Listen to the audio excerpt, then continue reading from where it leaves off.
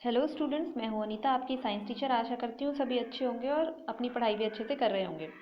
तो आज हम करने जा रहे हैं डीओई की वर्कशीट नंबर 65। 10th क्लास की वर्कशीट है साइंस की। ये है जीव जनन कैसे करते हैं, हाउ टू रिप्रोड्यूस। तो ये क्या है कि जो जनन प्रक्रिया है वो क्यों होती है, क्यों आवश्यक है और कैसे होती है, इस वाले चैप्टर में ये सब पढ़ेंगे। और जो सेक्सुअल रिप्रोडक्शन है वो क्या होता है, ए सेक्सुअल कौन सा होता है। तो अब आगे हम इस वाले चैप्टर में ये सब पढ़ेंगे। तो आज की जो वर्कशीट है उसमें है कि इसकी इम्पोर्टेंस क्या है, ये क्यों ज़रूरी है।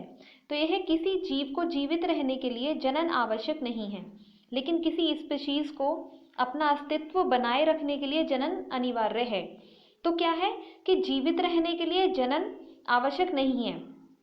सबसे पहले जनन क्या है, रिप्रोडक्शन। रिप्रोडक्शन है अपने जैसे ही और जीवों को जन्म देना। ठीक है, जैसे कि हम जानते हैं कि जो ह्यूमन बींग्स हैं उनका जो बेबी होता है वो ऐसा होता है जो इस वाली पिक्चर में है। ठीक है, उनके जैसा ही होता है, जैसे 2 हाथ होते हैं, 2 पैर होते हैं, और ऐसे ही बिल्कुल फीचर्स ऐसे होते हैं और बिल्कुल साफ पता चलता है कि हाँ ये ह्यूमन बींग का बेबी है। ऐसे ही जो एलिफेंट है उसका बेबी साफ पता चलेगा देखते ही क्लियर कि हाँ ये एलिफेंट का बेबी है, उसे कोई भी ये नहीं बोलेगा कि ये डॉग का बेबी है। ठीक है, छोटे बच्चे भी होते हैं, जब उन्हें सिखाया जाता है तो वो भी सबसे पहले देख के पता लगा लेते हैं। जो एक डॉग का बेबी है, जो पप्पी है, उसको भी देख के बता देते हैं कि ये पप्पी है। ऐसे ही कैट के बेबी को भी पहचान लेते हैं कि वो कैट है। तो इसका मतलब है कि जो ये ऑफ स्प्रिंग्स हैं, जो संतान हो रही है, वो कैसी है, अपने पेरेंट्स के जैसी ही है। ठीक है, तो ये क्या है, ये रिप्रोडक्शन है, जनन। तो जनन की वजह से ही एक जीव अपने जैसे दूसरे जीव को जन्म दे सकता है। यहाँ पे पैंडा का बेबी है वो पैंडा जैसा है, फिश का बेबी फिश के जैसा है। ऐसे ही जो जिराफ है उसका बेबी कैसा है, जिराफ के जैसा है। तो इसमें यही है कि क्या है, ये जीवित रहने के लिए ज़रूरी नहीं है, क्योंकि ऐसा नहीं है कि हर कोई रिप्रोड्यूस कर सकता है या जनन कर सकता है। ऐसे कितने कपल होते हैं जिनका कोई बेबी नहीं होता। ऐसे ही एनिमल्स में भी इतने होते हैं जिनके बेबी नहीं होते। तो ऐसा नहीं है कि वो जीवित नहीं है या जीवित नहीं रह सकते हैं। ये क्या है, बस जो स्पीशीज है उसका अस्तित्व बनाए रखने के लिए। अगर इस अर्थ पे बनाए रखना है किसी भी स्पीशीज को, प्रजाति को, तो उसके लिए लगातार जनन करना आवश्यक है। क्योंकि जनन करने से क्या होगा, अपने जैसे आगे और बनते जाएंगे, क्योंकि जिसने जन्म लिया है उसकी मृत्यु तो निश्चित है। जो जिसने जन्म लिया है वो मरेगा एक दिन। तो वो स्पीसीज आगे कैसे बढ़ेगी, तो उसके लिए क्या है, जनन प्रक्रिया। जब रिप्रोडक्शन होता है तो वो प्रजाति आगे बढ़ती है। तो अब है इसमें, क्या जीव पूर्णतः अपनी प्रतिकृति का सृजन करते हैं। तो क्या जो जीव हैं वो पूरी तरह से अपनी प्रतिकृति का सृजन करते हैं, मतलब उन्हीं के जैसे होते हैं क्या कोई। तो अब हम देखते हैं कि हम ये भी हम देखते हैं कि क्या होता है कि बिल्कुल ऐसा नहीं होता कि पेरेंट्स के जैसे ही बच्चे होते हैं। उनमें कुछ वेरिएशंस होते हैं, कुछ विभिन्नताएं भी होती हैं। तो और क्या देखते हैं कि देख के पता चल जाता है कि ये ह्यूमन बीइंग का है बेबी या किसी एनिमल का है। तो ये क्या है, इसका मतलब कि कुछ ऐसा है जो एक जैसा है। तो वो क्या है, यहाँ पे इन्होंने ब्लूप्रिंट इसको बोला है। जैसे कि कोई भी फॉर्मेट होता है, जब हम एप्लीकेशन लिखने चलते हैं कोई भी, तो हम क्या लिखते हैं, सबसे पहले टू द प्रिंसिपल या जो भी हायर अथॉरिटी है जिसको भी हम एप्लीकेशन लिखने जा रहे हैं, तो हमें पता है कि ये फॉर्मेट है एक एप्लीकेशन लिखने का। तो एप्लीकेशन ऐसे ही लिखेंगे हम। तो ऐसे ही कोई ब्लूप्रिंट भी है जो कि जो ह्यूमन बीइंग्स हैं, जो इंसान हैं, वो इंसान जैसे ही बच्चे होंगे। उनके एक जो बॉडी है वो ऐसी ही होगी, हाथ पैर हैं, जो स्ट्रक्चर है बॉडी का। तो ऐसे ही जो कैट है उसके भी कैट जैसे होंगे। तो वहाँ भी एक ब्लूप्रिंट काम कर रहा है कि जो कैट है वो उसी के जो बेबी होगा वो उसी की प्रजाति जैसा होगा। तो यहाँ पे है जीव आकार एवं आकृति समान होने के कारण ही वे सदृश्य प्रतीत होते हैं। तो कैसे होते हैं, जब उनकी आकार समान है, आकृति भी समान है, तो इसी कारण हम उन्हें पता लगा सकते हैं कि हाँ ये इंसान है, ये डॉग है, ये कैट है। और ये जो भी डियर है, बियर है, जो भी एनिमल है, अब यदि शरीर के डिज़ाइन समान हैं तो इन डिज़ाइनों के ब्लूप्रिंट समान होने चाहिए। तो जो इनका ब्लूप्रिंट है, जो इनको बना रहा है, वो भी समान होना चाहिए जिस बेस पे ये बन रहे हैं। इससे इसके सबसे बुनियादी स्तर पर प्रजनन में शरीर के डिज़ाइन के ब्लूप्रिंट की प्रतियां बनाना शामिल होगा। तो ये क्या है, प्रजनन का सबसे जो इम्पोर्टेंट पार्ट है वो है क्या कि ऐसी ही प्रतियां बनाना, या जो डीएनए जो कॉपिंग होती है, तो एक जगह से दूसरी जगह बिल्कुल सेम वही कॉपी हो रही है, कि जैसे हमारी बॉडी है, जैसे हमारे पेरेंट्स की बॉडी थी और ऐसी ही हमारी है। ठीक है, तो अब है इसमें जो पॉइंट्स दिए हुए हैं, फर्स्ट पॉइंट है इसमें, कोशिका के केंद्रक में पाए जाने वाले गुणसूत्रों के डीएनए डीऑक्सी राइबोन्यूक्लिक अम्ल के अणुओं में आनुवांशिक गुणों का संदेश होता है जो जनक से संतति पीढ़ी में जाता है। तो ये हम पहले चैप्टर में ही पढ़ चुके हैं, सेल वाले चैप्टर में भी पढ़ चुके हैं और 9th क्लास में भी इसके बारे में पढ़ चुके हैं कि क्या होता है, जो सेल होती है, जैसे सेल है, उसके बीच में क्या है, न्यूक्लियस है, चाहे प्लांट सेल है या एनिमल सेल है, कोशिका, उसके बीच में क्या है, न्यूक्लियस है, केंद्रक। और केंद्रक में क्या होते हैं, क्रोमोसोम्स होते हैं, जो हमें ऐसे धागे नुमा स्ट्रक्चर दिखते हैं ना, जो क्रोमेटिन की फॉर्म में होते हैं, मतलब कि कलर्ड जो थ्रेड्स होते हैं, धागे होते हैं रंग बिरंगे, तो क्रोमोसोम्स होते हैं। और क्रोमोसोम्स ही किससे बने होते हैं, प्रोटीन से और डीएनए से बने होते हैं। तो उसमें जो डीएनए है, डीएनए क्या होता है, डीएनए पे जीन्स होते हैं, हमें पता है ना, कि जैसे जो डीएनए है, ये जैसे कोई यहाँ पे ये डीएनए है, तो इसमें जो इन्फॉर्मेशन है, मान लो यहाँ पे कोई इन्फॉर्मेशन दी हुई है, आई कलर है आपके पेरेंट का, जैसे इस वाले में आई कलर है, और और अगर अलग अलग जीन में फिर दूसरे वाले पार्ट में क्या है, हेयर कलर है इसमें। तो ये क्या है, जहाँ इन्फॉर्मेशन होती है जिस पार्ट में, वो क्या होता है, जीन होता है। तो इसमें कंफ्यूज नहीं होना है, क्या है, ये एक ही चीज़ें हैं और इनमें कंफ्यूज होते हैं स्टूडेंट्स मोस्टली कि क्रोमोसोम क्या है, जो गुणसूत्र है, और डीएनए क्या है, और जीन क्या है। क्योंकि जब एक पीढ़ी से दूसरी पीढ़ी में गुणों को स्थानांतरण करने की बात आती है तो स्टूडेंट्स कंफ्यूज होते हैं, क्योंकि कभी डीएनए का नाम आता है, कभी गुणसूत्र का नाम आता है, और कभी जीन्स का नाम आता है। तो ये तीनों ही इन्वॉल्व हैं, क्योंकि जो गुणसूत्र है वो डीएनए से मिलकर बना हुआ है, और जो जीन है वो डीएनए पर ही स्थित होते हैं जिनमें इंफॉर्मेशन होती है। तो यहाँ पर यही लिखा हुआ है कि अनुवांशिक गुणों का संदेश होता है। डीएनए में क्या होती है, इन्फॉर्मेशन होती है। कौन सी इन्फॉर्मेशन होती है कि आँखों का कलर क्या होगा, बॉडी का स्ट्रक्चर कैसा होगा, और हेयर कलर कैसा होगा, और नोज़ कैसी होगी, लिप्स कैसे होंगे। तो जितने भी सारी चीज़ें हैं और भी बहुत सारी चीज़ें, वो किस में होती है, इन्फॉर्मेशन डीएनए में होती है। जैसे ऐसा होता है ना कि जो पेरेंट्स हैं या कोई डायबिटिक होता है, तो आगे जो जनरेशन होती है उसको भी चिंता रहती है कि हमें भी डायबिटीज़ हो सकती है। क्यों? क्योंकि जो पीछे से जीन्स आ रहे हैं वो कैसे हैं कि उनके किसी को पेरेंट को या पेरेंट से रिलेशन में जो होते हैं, उनको किसी को डायबिटीज़ थी, तो जीन ट्रांसफ़र होके आते हैं। ठीक है, तो ये भी क्या है, एक इन्फॉर्मेशन है जो डीएनए पे होती हैं। तो जनक से संतति पीढ़ी में जाती हैं, वही इन्फॉर्मेशन। अब है नेक्स्ट है, कोशिका के केंद्रक के डीएनए में प्रोटीन संश्लेषण हेतु सूचना निहित होती है। सॉरी, तो ये क्या है, कोशिका के केंद्रक में डीएनए में प्रोटीन संश्लेषण हेतु। तो डीएनए में कौन सी इन्फॉर्मेशन है, जो इम्पोर्टेंट इन्फॉर्मेशन है सारी वो डीएनए में है। उसके बाद क्या होता है, हमें पता है कि उसके बाद जो एमआरएनए होता है, मैसेंजर आरएनए होता है, जो जो मैसेंजर है, इसलिए पता चल रहा है मैसेज को एक जगह से दूसरी जगह लेके जाता है। तो वो क्या करता है, डीएनए पे जो इन्फॉर्मेशन है वो उसको रीड करता है और कहाँ लेके जाता है, राइबोसोम्स के पास लेकर जाता है। राइबोसोम्स कहाँ होते हैं, एंडोप्लाज्मिक रेटिकुलम होती है जो, उस पे लगे हुए होते हैं, जो रफ एंडोप्लाज्मिक रेटिकुलम होती है, तो वहाँ पर लेकर जाते हैं। और प्रोटीन कहाँ बनाई जाती है, राइबोसोम्स में। ठीक है, तो सूचना केवल डीएनए में होती है, लेकिन जो प्रोटीन है वो कहाँ बनाई जाती है, राइबोसोम्स में बनाई जाती है। तो ये क्लियर रखना, कभी आप सोच लो कि डीएनए में प्रोटीन बनती है, डीएनए में केवल इन्फॉर्मेशन होती है प्रोटीन बनाने के लिए कि कौन कौन सी प्रोटीन बनेंगी, बाकी वो राइबोसोम्स में जाके उसका संश्लेषण होता है। अब है, इस संदेश के भिन्न होने की अवस्था में बनने वाली प्रोटीन भी भिन्न होगी। तो अगर ये जो इन्फॉर्मेशन है ये अलग होती है, डिफरेंट होती है, तो जो प्रोटीन है वो भी डिफरेंट बनेगी। तो डिपेंड किस पे करता है कि इन्फॉर्मेशन क्या है डीएनए में। विभिन्न प्रोटीन के कारण अंततः शारीरिक अभिकल्प में भी विविधता होगी। तो जो प्रोटीन अगर डिफरेंट बन रही है तो जो हमारी शारीरिक अभिकल्प या जो भी कुछ और हमारी बनावट है या फीचर्स अलग होते हैं ना कि पेरेंट्स से, कि पेरेंट्स तो ऐसे हैं, बच्चे के फीचर्स तो बिल्कुल ही अलग हैं। कभी ऐसा होता है जैसे जो भी चेंजेस होते हैं तो वो क्यों होते हैं, उसमें भी चेंजेस हो सकते हैं इसी वजह से, क्योंकि डीएनए पे जो इन्फॉर्मेशन है जो कॉपी हुई है उसकी, वहाँ पे क्या होते हैं, थोड़े वेरिएशंस आते हैं। और ये वेरिएशंस रैंडम होते हैं, ऐसा नहीं है कि किसी को भी पता होता है कि क्या होंगे, ये रैंडम होते हैं, कैसे भी हो सकते हैं। अब है नेक्स्ट पॉइंट है, अतः जनन की मूल घटना डीएनए की प्रतिकृति बनाना है और संतति इसे वंशानुगत करती है।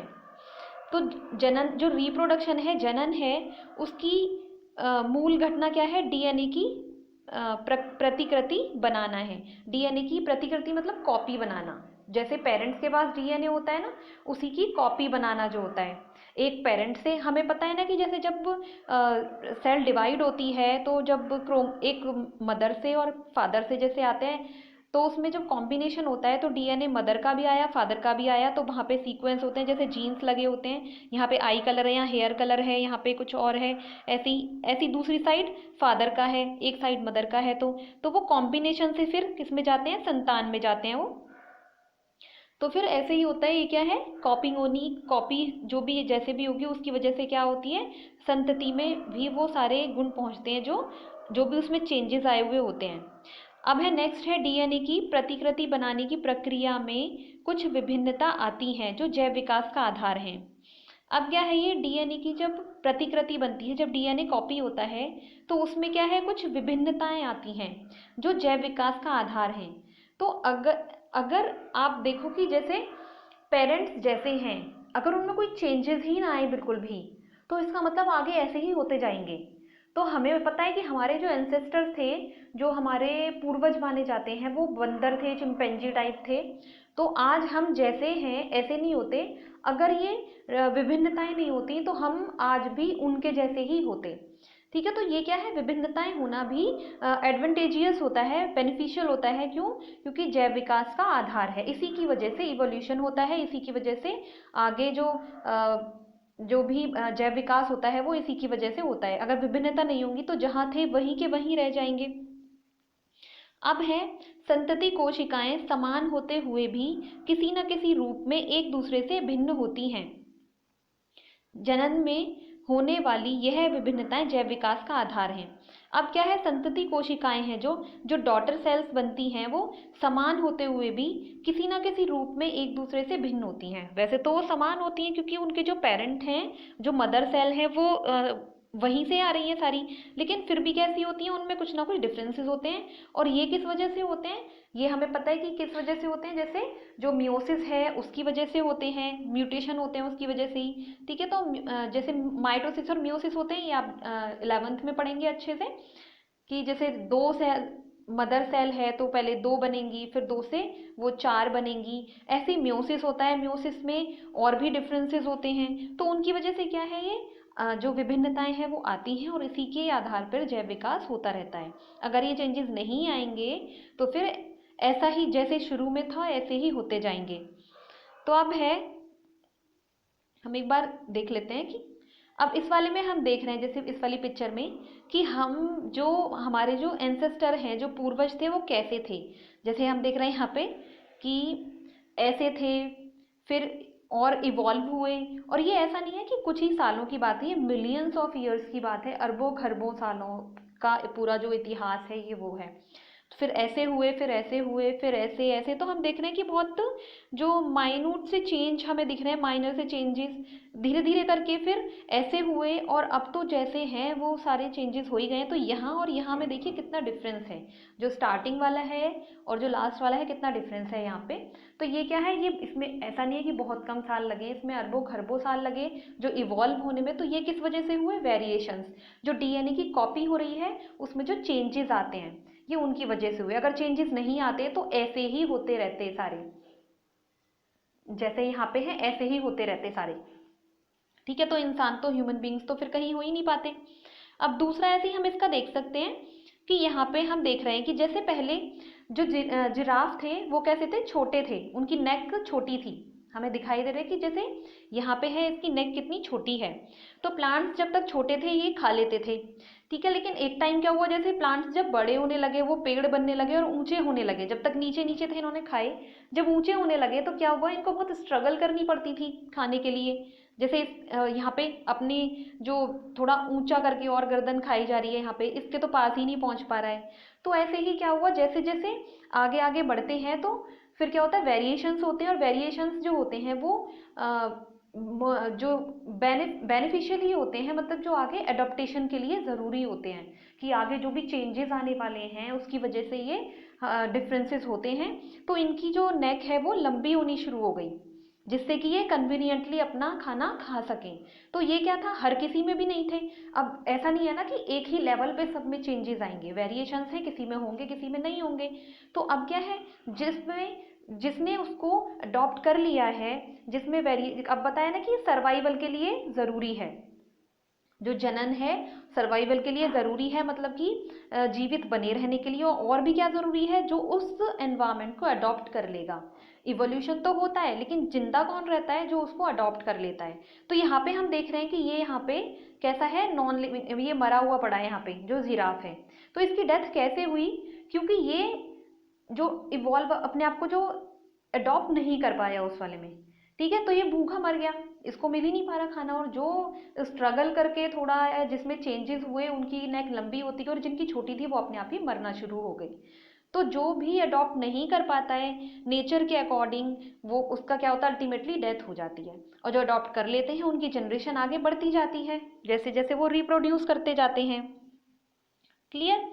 तो अब है कि जो रिप्रोडक्शन है उसमें भी क्या है कि जैसे हम देखते हैं कि जो कुछ मानव जो एक्टिविटीज़ होती हैं उनकी वजह से, कि कुछ जो स्पीशीज़ होती हैं वो एक्सटिंक्ट हो जाती हैं, मतलब डिसअपियर हो जाती हैं। तो कुछ ऐसे भी एनिमल्स होते हैं, जैसे मॉरिशस में डोडो बर्ड करके थी एक बर्ड, तो उसको लोगों ने इतना शिकार उसका किया था और मार के उसको खा लेते थे। तो इतना शिकार किया था कि उनको इतना टाइम भी नहीं दिया कि वो रिप्रोड्यूस भी कर दें। तो कैसे एक्सटेंट होते हैं कि उनको इतना टाइम ही नहीं मिलता। ऐसा नहीं है ना कि जल्दी जल्दी रिप्रोड्यूस कर दें कि बच्चे होते जा रहे हैं, एक टाइम पीरियड होता है। तो जैसे मेंडल ने भी अपना, हम जानते हैं कि मटर के पौधे पे एक्सपेरिमेंट किया था, तो उन्होंने ह्यूमन बीइंग पे क्यों नहीं किया, इसलिए नहीं किया कि भाई वो इतना वेट थोड़ी करते, उसमें तो कितना टाइम लगता। मटर के पौधे बहुत जल्दी जल्दी उनको मतलब बीज लगाओ और बहुत जल्दी जल्दी हो रहे थे, एक दूसरे से जो उनका ऑफ स्प्रिंग्स वो देख रहे थे।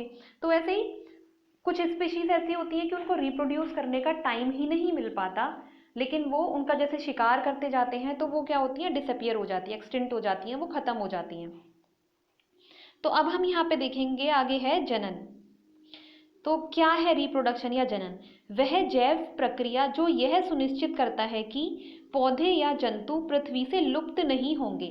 तो ये क्या इंश्योर करता है, क्या सुनिश्चित करता है कि जो भी पौधे हैं या जंतु हैं वो पृथ्वी से लुप्त नहीं होंगे अगर वो जनन करते रहेंगे।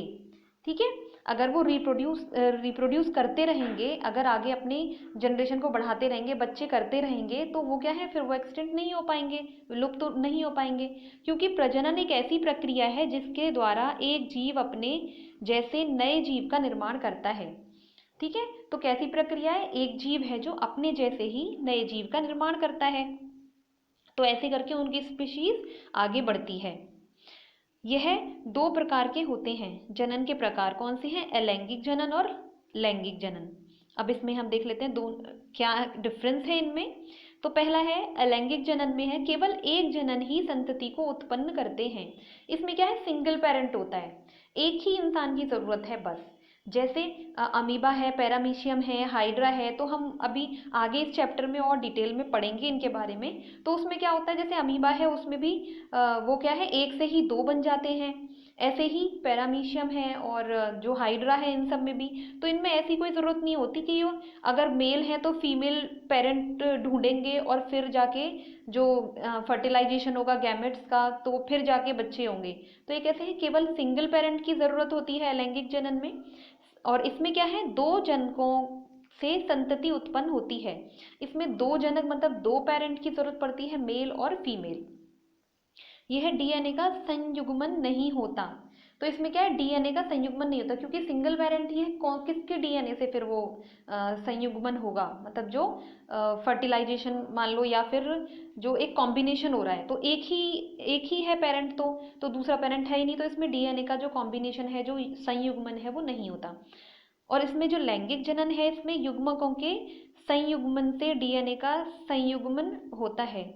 तो इसमें क्या है, हम जानते हैं कि एक फीमेल पेरेंट है और एक मेल पेरेंट है, मतलब एक जो मदर है, फादर है, तो उनसे क्या आते हैं, गैमेट्स आते हैं। फीमेल से एग आता है, हमें पता है, और यहाँ से कौन आता है, स्पर्म आता है जो मेल से, ठीक है, जो शुक्राणु आता है, और यहाँ से क्या आ रहा है, ये जो अंडा आता है, एग, ओवम। तो फिर क्या होता है, ये फर्टिलाइज, तो युग्मक जो बोलते हैं वो कौन है, ये है युग्मक, यहाँ पे ये एग है और यहाँ ये स्पर्म है।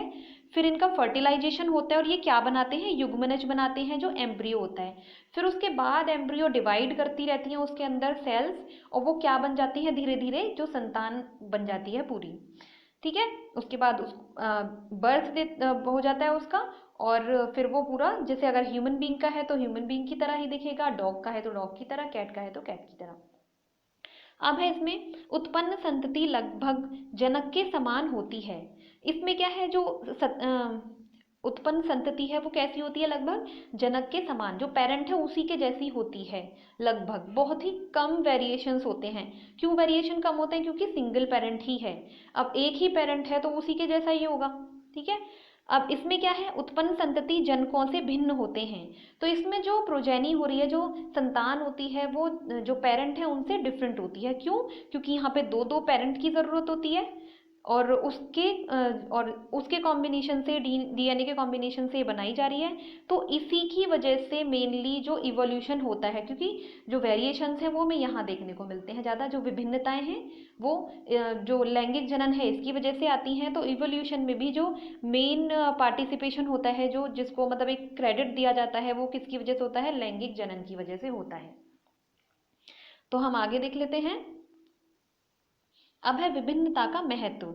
जो वेरिएशंस हैं इनका क्या महत्व है, इनका क्या इंपॉर्टेंस है, क्यों ये इतने इंपॉर्टेंट हैं। तो इसमें है, अपनी जनन क्षमता का उपयोग कर जीवों की समष्टि पारितंत्र में स्थान अथवा निकेत ग्रहण करते हैं। जनन, तो ये क्या है कि रिप्रोडक्शन की वजह से ही, अपनी इसी क्षमता के उपयोग की वजह से ही क्या करते हैं, जीवों की जो समष्टि है, जो एक पॉपुलेशन है, वो पारितंत्र में, पारितंत्र मतलब इकोसिस्टम होता है, जो एक पूरा इकोसिस्टम में नॉन लिविंग भी हैं, बायोटिक्स भी हैं, एबायोटिक्स भी हैं, मतलब पेड़ पौधे और सब पूरा, तो उसमें एक स्थान अथवा निकेत ग्रहण करते हैं। अब ये निकेत वर्ड जो आया है, ये एक नया वर्ड है यहाँ पे, निकेत। तो निकेत क्या है, तो निकेत है, एक तो है स्थान, इन्होंने लिखा है स्थान अथवा निकेत, तो दोनों में डिफरेंस क्या है, एक एक ही नहीं है ये दोनों। स्थान क्या है, जैसे हम हैबिटेट भी जानते हैं कि कोई पानी में रहता है, कोई एनिमल, कहीं कोई जंगल में रहता है, कोई उस पे लैंड पे रहता है, जो ज़मीन है उस पे, कोई हवा में भी रहते हैं, जो पक्षी हैं वो पेड़ पे रहते हैं, ऐसे। तो ये तो क्या हुआ, ये तो स्थान हुआ। अब जैसे हम बहुत सारे जानवरों की बातें करें तो ज़मीन पे तो बहुत सारे रह रहे हैं, तो उसमें ऐसा कुछ वो नहीं हुआ कि स्पेसिफिक किसी के लिए कुछ है। लेकिन जो निकेत होता है, ये हर प्रजाति के लिए एक अलग स्थान होता है। निकेत में क्या है, इसमें है वे ऑफ लिविंग, कि वो कैसे कैसे जी रहा है, जो भी एनिमल है, जैसे टाइगर है या लॉयन है, वो कैसे जीता है, वो क्या खाता है, वो कहाँ रहता है, वो कैसे अपना खाना खाता है, वो कैसे अपना शिकार करता है, वो कैसे प्रजनन करता है। तो ये सारी जो चीज़ें हैं वो क्या आती हैं, निकेत में आती हैं, और ये हर प्रजाति के लिए एक अलग होता है निकेत, जो इकोसिस्टम में एक अलग निकेत है। जैसे कि हम जानते हैं ना, इकोसिस्टम में क्या है कि एक एनिमल है वो दूसरे पे डिपेंड है, जैसे चीता है वो दूसरे एनिमल को खा रहा है, और कोई है वो कुछ एनिमल को खा रहा है। जैसे हम अगर देखें तो मान लो एक पेड़ है, ठीक है, ये क्या है, हैबिटेट, एक स्थान है कि भाई पेड़ पे रह रहे हैं। अब इस पे अगर हम मान लें कि 4 पक्षी रहते हैं इस वाले पेड़ पे, और चारों जो पक्षी हैं उनका जो वे ऑफ लिविंग है, जो खाने का तरीका है, जो अपने भोजन को ढूंढने का तरीका है, अपने जो बच्चे पैदा करने का तरीका है, उनको पालने का तरीका है, वो अलग है। तो ये क्या है, उनका निकेत है। हर प्रजाति का निकेत अलग होता है, चाहे वो हम कौवे को ले लें, कोयल को ले लें, या पैरट को ले लें, या पिजन को ले लें, तो हर किसी की जो एक वे ऑफ लिविंग होती है कि वो कैसे रहता है, वो क्या खाता है, कैसे क्या करता है, तो ये सब क्या है, निकेत में आता है। ठीक है, तो इस वर्ड में कंफ्यूज नहीं होना है। तो अब है सेकंड पॉइंट है इसमें, जनन के दौरान डीएनए प्रतिकृति का अविरोध जीव जीव की शारीरिक संरचना एवं डिजाइन के लिए अत्यंत महत्वपूर्ण है, जो उसे विशिष्ट निकेत के योग्य बनाती है। तो जनन के दौरान क्या होता है, जो रिप्रोडक्शन है उसके दौरान डीएनए क्या क्या ऐसा है, उसमें क्या होता है, डीएनए की कॉपी होती है। ठीक है, पेरेंट्स के डीएनए की कॉपी होती है, और वो जो ऑफ स्प्रिंग है, जो संतान है, वो उसमें पहुंच रहा है। तो इसमें क्या है, डीएनए की जो कॉपी हो रही है उसकी वजह से क्या होता है कि शरीर की जो संरचना है, जो डिजाइन है, वो जो पेरेंट जैसा ही आ रहा है। तो इसका मतलब कि पूरी प्रजाति का एक जैसा है। अब अगर हम ह्यूमन बीइंग को ले लें तो हमारी पूरी जो प्रजाति है वो सारी हमारे जैसी ही देखने में लगती है। ऐसा नहीं है कि अगर हम नॉर्थ साइड के लोगों को ले लें तो उनके पैर ऊपर होते हैं और हाथ नीचे होते हैं, या फिर कुछ और डिफरेंसेस होते हैं कि कान नाक के पास होते हैं। क्या है, सबकी जो संरचना है, डिजाइन है, वो एक जैसी है पूरी प्रजाति की। तो ये क्या है, एक निकेत है, एक विशिष्ट निकेत के योग्य बनाती है। अगर डीएनए कॉपिंग नहीं होगा तो क्या का क्या बनेगा फिर तो। अब है, अतः किसी प्रजाति की समष्टि के स्थायित्व का संबंध जनन से है। जो किसी भी प्रजाति की समष्टि है, जो पॉपुलेशन है उसकी, समष्टि मतलब जो एक समुदाय है, जो एक जैसे लोग हैं वो, तो अतः किसी प्रजाति की जो समष्टि है उसके स्थायित्व के लिए, उसकी स्टेबिलिटी का भी क्या संबंध है, जनन से ही है। स्टेबिलिटी कब रहेगी, जब जनन होता रहेगा, आगे उसकी जनरेशन बढ़ती जाएगी उस प्रजाति की, तो वो भी क्या है, उसमें एक स्टेबिलिटी आती जाती है। अब इसका एग्जाम्पल है, उदाहरण के लिए यदि समष्टि अपने निकेत के अनुकूल है, निकेत के अनुकूल मतलब जहाँ पे रह रहे हैं उनको, मतलब खाना वाना जो भी है वो सब वहाँ पे सेट हो चुके हैं, बिल्कुल उनका जो निकेत है वो अनुकूल है, तथा निकेत में कुछ उग्र परिवर्तन आते हैं। उग्र मतलब जो अनफेवरेबल होते हैं, जो उनके फेवर में नहीं है, ऐसे कुछ परिवर्तन आते हैं। तो ऐसी अवस्था में समष्टि का समूल विनाश भी संभव है। तो ऐसी कंडीशन में क्या होगा कि पूरी जो एक पॉपुलेशन है वो खत्म भी हो सकती है उनकी प्रजाति की। जैसे डायनासोर्स थे पहले, फिर कुछ ऐसी एडवर्स कंडीशंस हुई, अब क्या हुआ वो तो इवोल्यूशन वाले चैप्टर की पूरी डिटेल है। तो उसमें भी क्या हुआ, एक साथ ही फिर उनका विनाश हो गया, एक साथ ही वो सब खत्म हो गए। अब है, परंतु यदि समष्टि के जीवों में कुछ विभिन्नता होगी तो उनके जीवित रहने की कुछ संभावना है।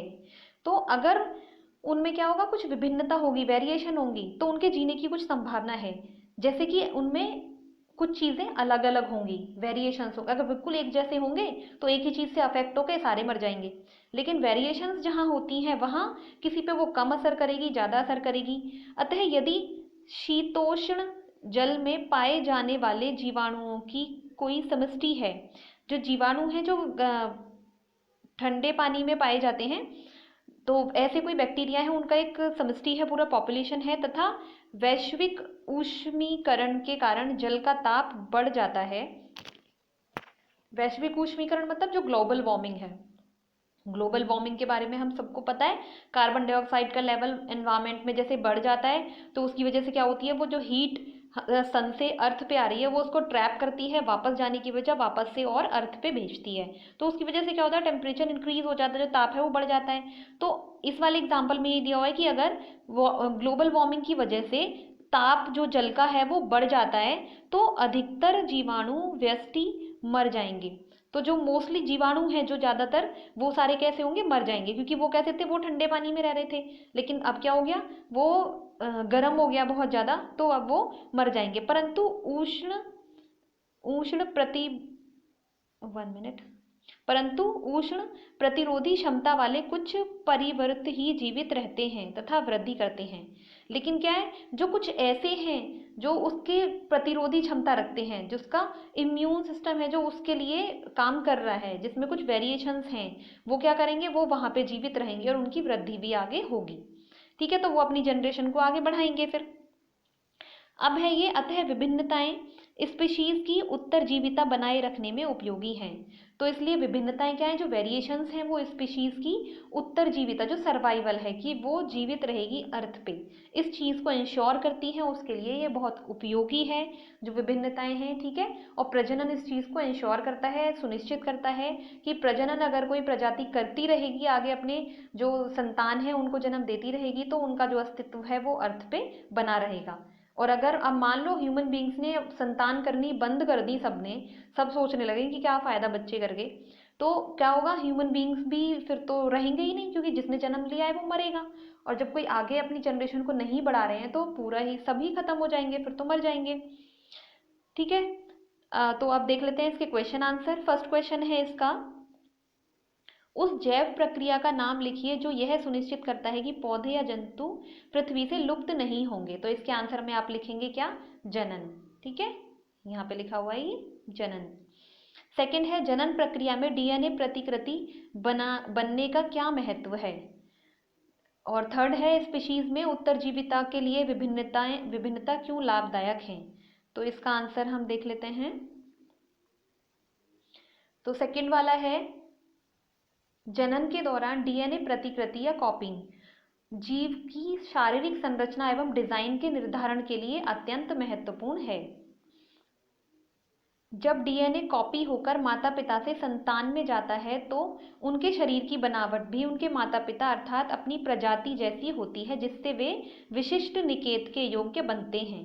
समझ में आया, निकेत, विशिष्ट निकेत मतलब जैसे ह्यूमन बींग्स है ना, कि हम कैसे खाना खाते हैं, कैसे हमारे हाथ पैर हैं, हम कहाँ रहते हैं, तो ये सारी चीज़ें हैं जो एक निकेत है, एक विशिष्ट निकेत है, हर प्रजाति के लिए एक अलग होता है। थर्ड वाला क्वेश्चन है, इसमें है, ये है, विभिन्नताएं प्रजाति स्पीशीज की उत्तरजीविता के लिए लाभदायक हैं, क्योंकि यदि निकेत में कुछ उग्र परिवर्तन आते हैं तो ऐसी अवस्था में विभिन्नताओं की वजह से उनके जीवित रहने की कुछ संभावना होगी। एग्जाम्पल में हम इसका देख सकते हैं कि जैसे हम एग्जाम्पल देखें कि भाई ये क्या एग्जाम्पल है ऐसा इसका, तो ये देख लेंगे हम कि 7 मई 2020 को आंध्र प्रदेश में एक केमिकल प्लांट से गैस लीक होने की वजह से लगभग 11 लोगों की मृत्यु और लगभग 800 लोगों को हॉस्पिटल ले जाना पड़ा। तो विभिन्नताओं के कारण ही सब पर एक जैसा प्रभाव नहीं पड़ा। तो इसे आप एग्जाम्पल में भी लिख सकते हो कि जो आंध्र प्रदेश में लॉकडाउन पीरियड चल रहा था जब, तो मे ऑफ 7 ये 2020 को हुआ था, जो आंध्र प्रदेश है वहाँ पे क्या हुआ था, एक केमिकल प्लांट से गैस की लीकेज हुई थी। और उसमें क्या हुआ था, अगर मान लो कि सब एक जैसे ही होते, वेरिएशन नहीं होती, तो फिर या तो जितने भी उस एरिया में लोग आ रहे थे सारे ही क्या होती, सब पे ही कोई ना कोई असर होता, सारे हॉस्पिटल में एडमिट हो जाते। लेकिन क्या हुआ, कुछ लोगों पे उसका ज़्यादा असर हुआ तो उनकी मृत्यु हो गई, कुछ लोग हॉस्पिटल में एडमिट हो गए और कुछ लोग नॉर्मल थे जो उनकी हेल्प करने के लिए थे। ठीक है, जो उनकी हेल्प कर रहे थे, हॉस्पिटल पहुंचाया, वो लोग भी तो वहीं थे। तो क्या था कि कुछ लोगों पे असर हुआ, तो ये सब किसकी वजह से होता है, वेरिएशन की वजह से। ठीक है, तो यहाँ पे हमारी वर्कशीट कंप्लीट होती है। आशा करती हूँ आपको वर्कशीट समझ में आई होगी। Thank you for watching, have a nice day.